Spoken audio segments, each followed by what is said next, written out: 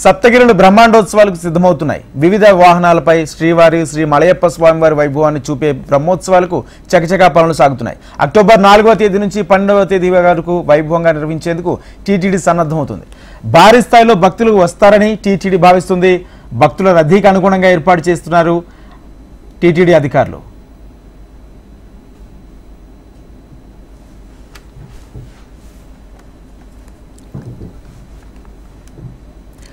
అఖిలాండకోటి బ్రహ్మాండ నాయకుడు కొలువైన దివ్యధామం తిరుమలలో బ్రహ్మోత్సవం సందడి ప్రారంభమైంది. ఏడాదికి ఒక్కసారి మాత్రమే నిర్వహించే బ్రహ్మోత్సవాలు తిరుమలలో జరిగే అత్యంత విశిష్టమైన ఉత్సవాలుగా చెప్తారు.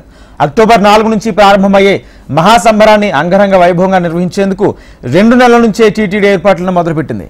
ప్రధానంగా శ్రీవారి వాహన సేవలు జరిగే ఆలయ మాడ వీధులలో పాటు తిరుమలను ఇప్పటికే సర్వాంగ సుందరంగా తీర్చిదిద్దుతున్నారు. శ్రీవారి సాలకట్ల బ్రహ్మోత్సవాలు అక్టోబర్ 4 నుంచి 12 దాకా జరుగుతాయి. ముఖ్యమంత్రి వర్యులు రాష్ట్ర ప్రభుత్వం తరఫున స్వామివారికి పట్టు వస్త్రాలు సమర్పిస్తారు. అనంతరం పెద్ద శేషవాహన సేవలో పాల్గొంటారు. ఈ సమయంలో భక్తుల రద్దీ ఎక్కువగా ఉంటుంది కనుక నార్మల్గా జరిగే ఆతిథ్య సేవలు, ప్రత్యేక దర్శనాలు ఇవన్నీ కూడా రద్దు చేయడం జరిగింది. అలాగే లడ్డూల విషయానికి వస్తే 7 లక్షల లడ్డూలు బఫర్ స్టాక్ లో ఉంచుకోవడం జరుగుతుంది. ఎందుకంటే ఎక్కువ రిక్వైర్మెంట్ ఉంటుంది కాబట్టి దానికి కూడా తగిన ఏర్పాట్లు చేసుకోవడం జరుగుతుంది.